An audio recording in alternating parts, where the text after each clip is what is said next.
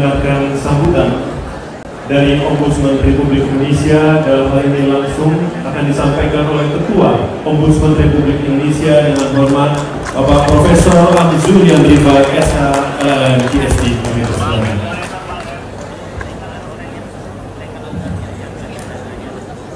Bismillahirrahmanirrahim.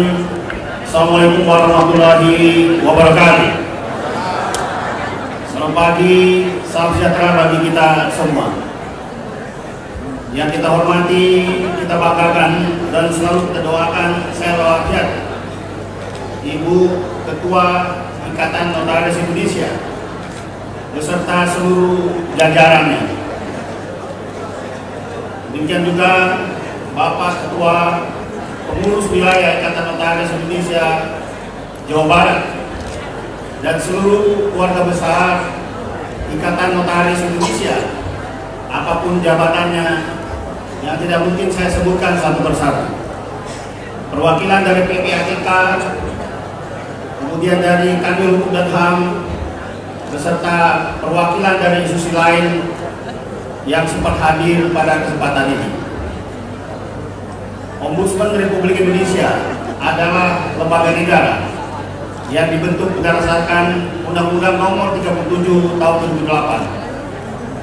Ombudsman adalah lembaga negara yang kewenangannya mengawasi pelaksanaan pelayanan publik yang diselenggarakan oleh seluruh kementerian dan lembaga, termasuk perseorangan yang diberi tugas khusus menyelenggarakan pelayanan publik yang sumber pendanaannya sebagian atau seluruhnya dari APBN atau APBD.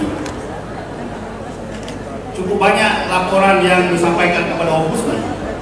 Salah satunya dari notaris yang sudah kami tangani sebetulnya sejak awal dengan Ketua IDIN Pusat terkait dengan iuran yang harus dibayarkan oleh notaris sebagai mereka yang anggota yang beraktivitas di pasar modal.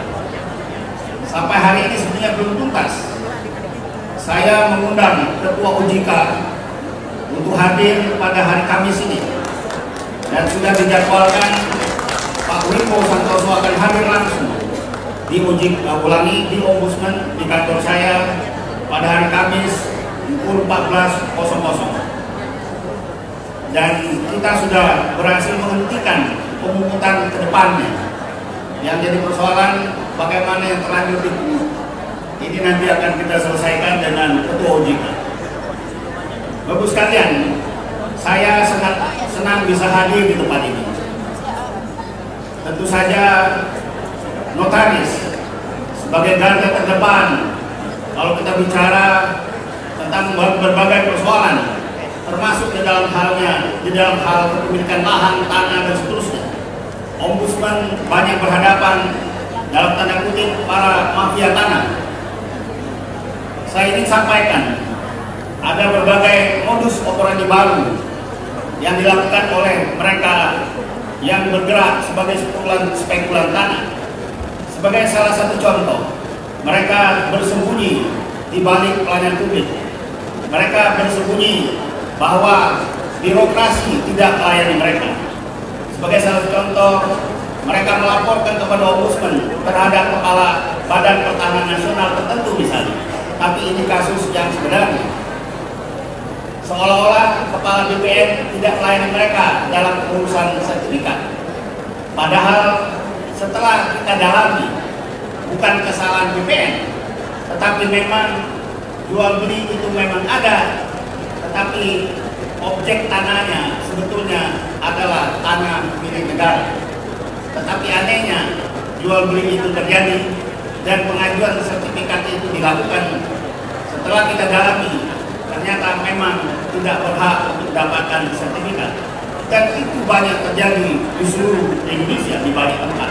Belum lagi kasus-kasus pertambangan. Oleh karena itu menurut saya notaris harus terus-menerus mengembangkan dirinya, mendapatkan informasi, saling bertukar pengetahuan. Seperti juga pada hari ini saya sedikit membaca akan membicarakan soal beneficiary owner. Tentu ini sangat relevan ketika kita bicara tentang TPPU yang pada akhirnya juga perlu didiskusikan sejauh mana notaris harus bertanggung jawab ketika itu berkaitan dengan beneficiary owners, karena tentu saja prinsip notaris adalah, kalau saya tidak salah, register title. Tentu ini memiliki konsekuensi hukum yang juga tidak sederhana. Demikian sambutan saya. Selamat kepada keluarga besar notaris yang telah banyak berjasa di bidang hukum di negara kita, dan terus kita harapkan para notaris kita tetap bersemangat bekerja keras untuk kebaikan nusa dan bangsa kita. Semua kita tentu berkontribusi kepada bangsa dan negara kita. Semua kita tentu ingin negara kita menjadi lebih baik. Ikatan Notaris Indonesia dan Ombudsman selalu bekerja sama. Mudah-mudahan acara hari ini dan ke depan untuk seluruh notaris menjadikan notaris kita lebih profesional dan pada akhirnya menjadi lebih baik juga bagi bangsa dan negara kita. Terima kasih atas kesempatannya. Selamat beraktivitas dengan penuh semangat. Saya minta maaf kalau ada hal yang kurang. Assalamualaikum warahmatullahi wabarakatuh.